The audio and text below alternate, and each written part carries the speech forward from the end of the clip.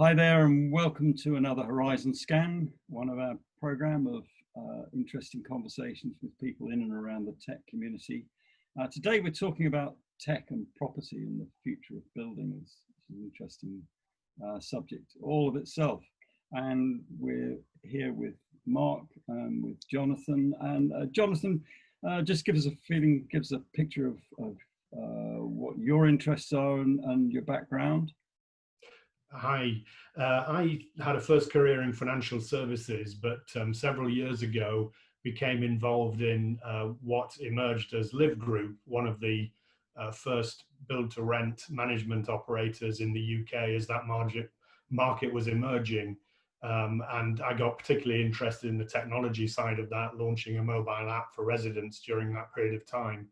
Since leaving Live, I've worked as an independent consultant in that space as ResiGains. And more recently, I've become involved as a founder and CEO of Catello, which is going to launch a major new platform in the build-to-rent space for the coming period of time. Great, thanks, Jonathan. And Mark, I know you've been on the other side of property for many years in a space that's a bit hot at the moment, commercial property. Yeah, that's right.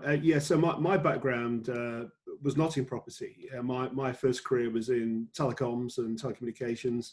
About 10 years ago, I got into sort of real estate, commercial real estate world. I've worked particularly focused on the flexible workplace and flexible working. I've worked for some really large companies and some really small ones, but it's been a fascinating journey. So I'll talk about those as I go through today, and as we dwell on some of the major themes that are going on in commercial real estate. It's an incredible time for commercial real estate, and I'm sure as it is for Resi. So I think there's some great themes to have a chat about here today. What are the big events? I mean, we all know what the pandemic is doing, or we think we do. What does it look like from the inside of the commercial property sector? Is it blood on the carpet in the way that we think it is from the outside? It will be eventually. Lots of blood on the carpet, a lot of burying heads in sand going on. And I think it's the main reason for that is not because people are being purposely ignorant of the facts. It's just that there's this uncertainty around the big existential question, which is that, COVID has accelerated so many things in tech. So many things that would have happened over a 6 to 8 year span are actually happening in months. Just to throw a stat out as an example. So in January, Zoom had 10 million customers. It's now got 300 million customers. So, that just puts into perspective the change that's going on and that accelerated tech that's going on. And the implication for real estate is like, I heard somebody called Anthony Slumbers, who's another good property expert, described this as a Model T Ford moment a couple of days ago. And what I liked about that phrase is that up to the Model T Ford, the sort of market for horse-drawn carriages was booming. And then suddenly, it was wiped out. And similarly, property and commercial property has been really booming for 10 years, maybe 15 years. And then all of a sudden, no one's going into the office anymore. And will they return? And that's the big existential question. What I see happening in terms of attitudes is that we've had a period of enforced lockdown. I mean, there was a government, a government instruction to work from home. That's lifting in large part, and people to some extent are Zoom burned out at this stage and sick of working in their own home offices.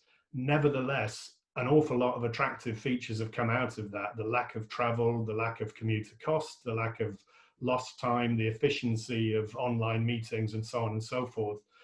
And companies at the same time have realized that they can still deliver services to customers, they can still meet their numbers working in a different way. So what I'm seeing across the board is everybody questioning what kind of office facilities they need going forwards, where they need them, who they need them for what kind of working patterns.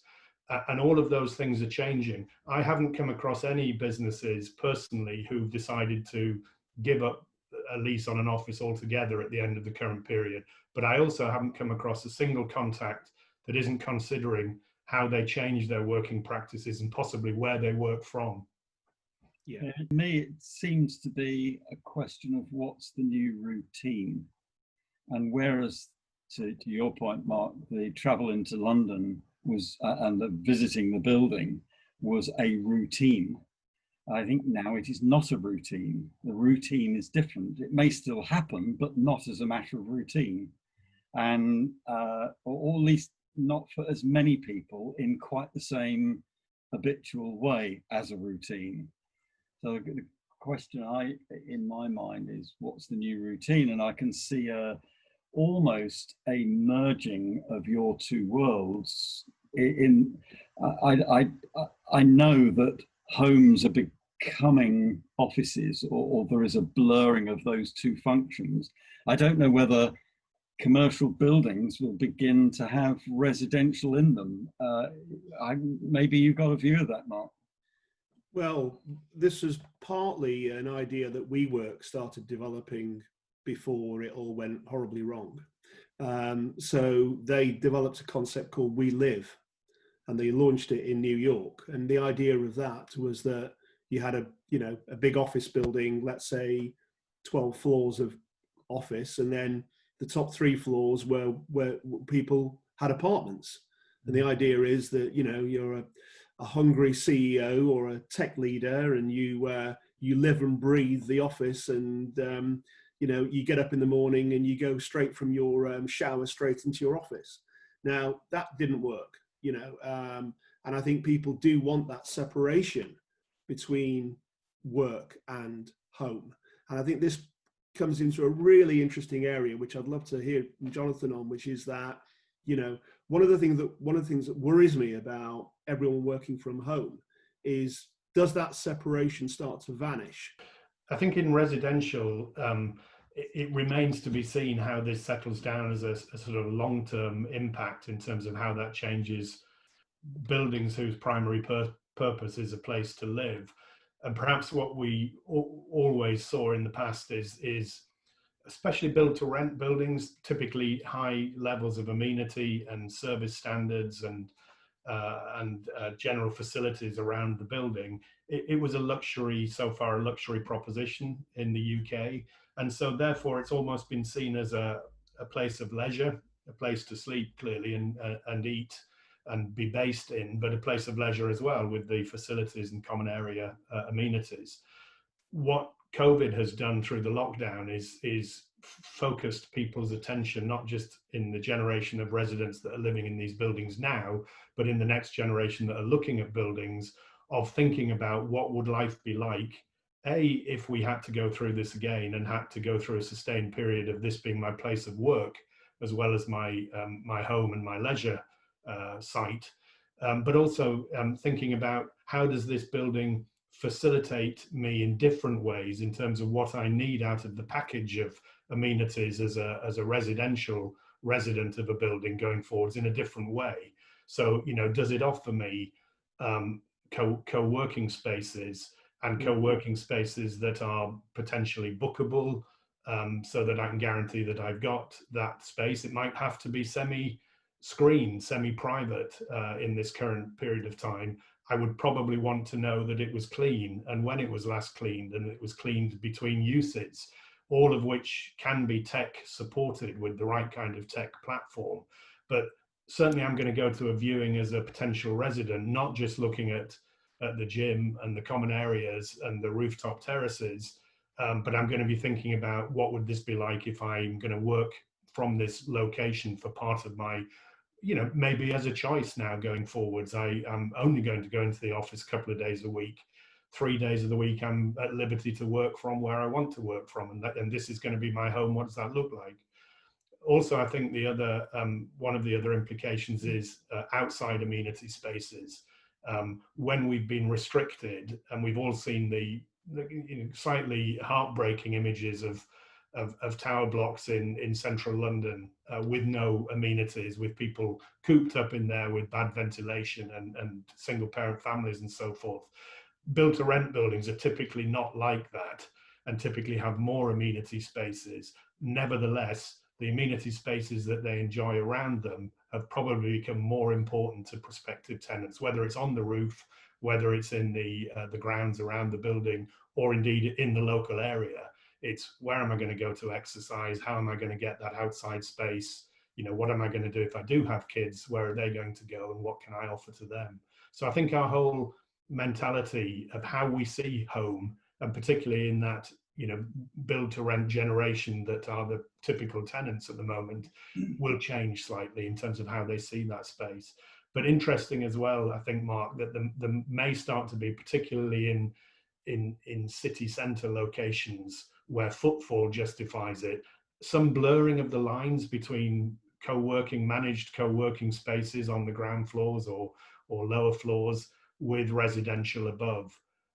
Because it makes a lot of sense to integrate those buildings more into a flexible working daytime space, as well as being residential buildings in large part above, so long as you've got the technology to support that seamlessly and manage security and access and bookings and cleaning and all of the other facilities of the building.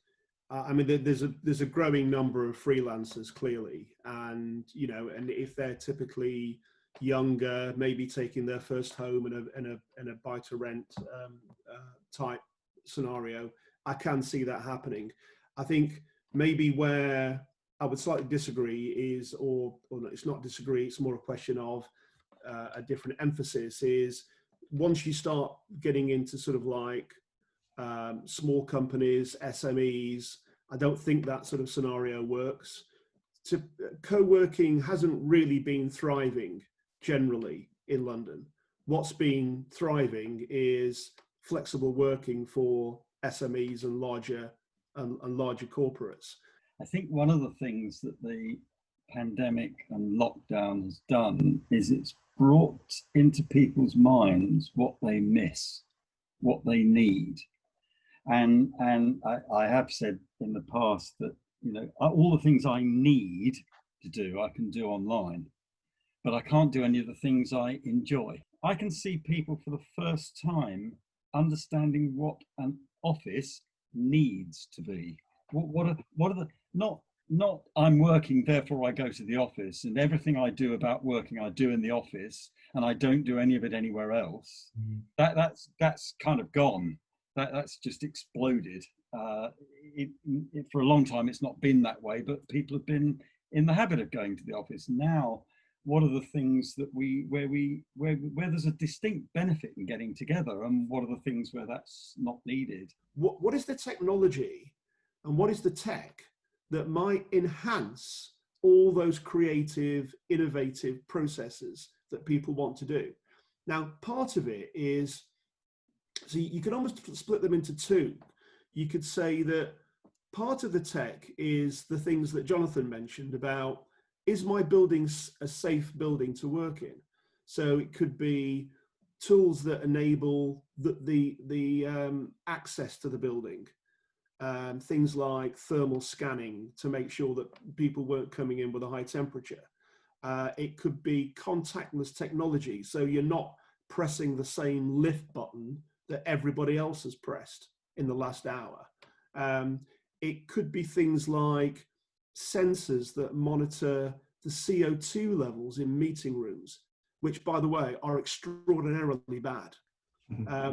And then you may have sensors that track the movement of people around a building, so you could understand how space was being utilized and whether you actually didn't need the amount of space that you had. Yeah, so that's one section of technology that might be introduced into buildings. You could call it like wellness technology. And then the other type of technology would be what technology could actually help you as a company to be more productive and to be more innovative and be more creative. And it's going to be fascinating to see whether building operators start developing their own products or maybe partnering with companies so that their buildings can be more productive. How are landlords going to make their product attractive for the next generation of office workers?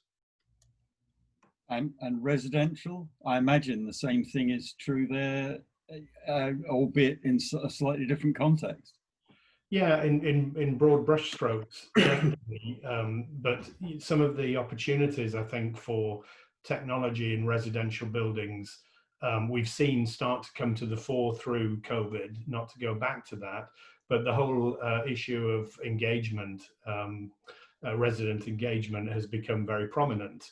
So operators that had a technology platform solution in place to be able to manage communications easily and to be able to deliver welfare amenities through that technology, whether that's organizing, balcony dance parties or pizza deliveries, or offering access to, to counseling services for people that were feeling isolated. That's become very important. So I think technology played a big role there. Another big area is parcel management in residential buildings. And this isn't a new thing, but to your point earlier, Mark, COVID has accelerated probably by a factor of years the amount of online shopping and home deliveries that people are receiving. Again, that's a behavior that's not going to substantially revert to where it was before. So the whole area of the efficient management and delivery and distribution of parcels in a residential building is a massive headache, and technology has to play a role in managing that. And then in terms of moving around the building, you've got a couple of opportunities there. One, you can reduce the number of touch points that are necessary with keyless entry and with the use of access controls, for example, through your mobile phone device, including lift controls and amenity area controls and so forth, all of which reduce the need for touch points around the building to move around. From an asset owner's point of view, and to your point again, what I would be interested in is how are people using that building? I've laid on some incredibly expensive spaces. I don't actually know how well used they are, at what times of the day, by what kind of resident demographics. And when I'm building my next building, how would knowing that inform how I would go about that and where I would put my resources and priorities?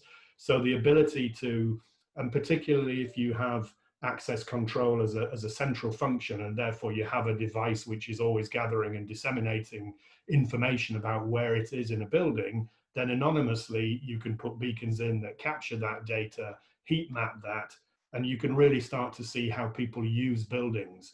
And that's a very important and powerful insight for people who are building the next generation of large residential managed buildings.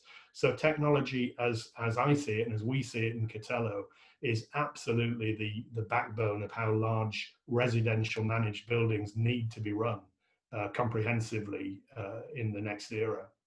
Yeah, I think that's an absolutely brilliant point, Jonathan. It's I think in commercial real estate, obviously some very enlightened landlords have been putting in this technology.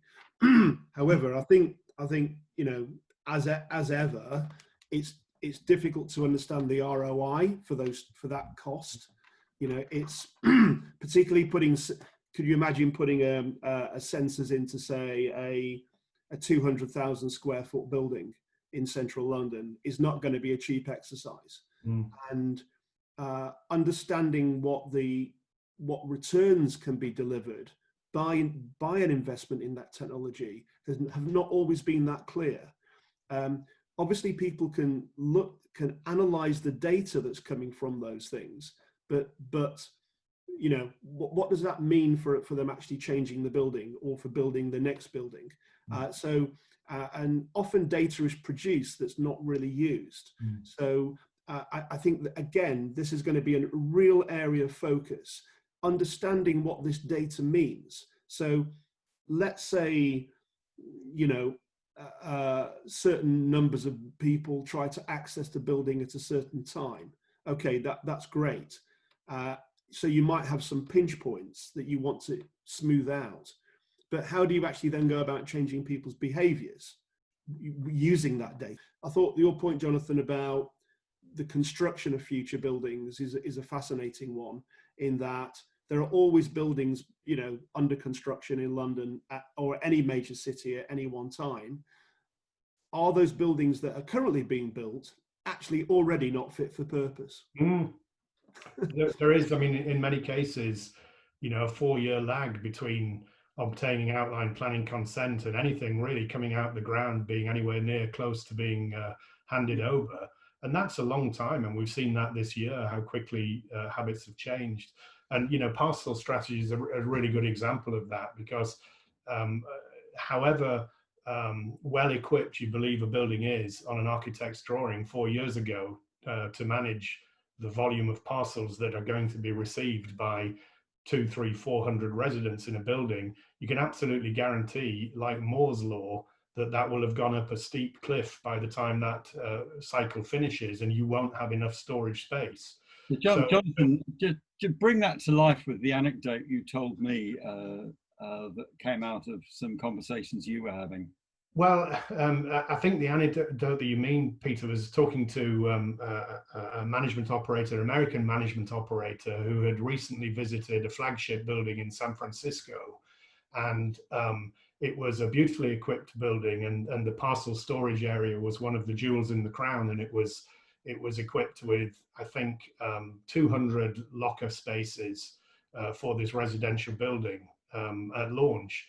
The problem was that they were getting 800 parcels a day in that building. So this brand new facility with a fantastic, you know, parcel locker room was 4 times underwater on opening day practically, and that's part of the problem. Well, the only way to manage that is to really break down that whole cycle of delivery, distribution within the building, safe storage, security, etc. And manage that through technology. So, you know, that's one area where, in terms of the ROI benefits, if you have the right solution, you can draw a straight line between an investment in technology and a reduction in man hours, physically distributing that or storing it on floor area, and in resident satisfaction terms, it might lead to, you know, higher satisfaction renewal rates, etc.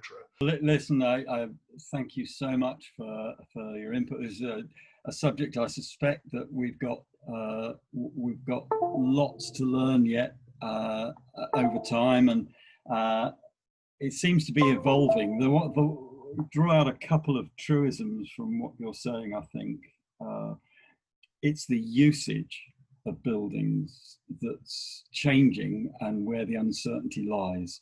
What a building means, what it's used for, how, when, and how that becomes a part or not of routine. That's where the uncertainty lies. The one certainty that does seem to be coming out is that technology, in its widest sense and application, and building usage are now indivisible.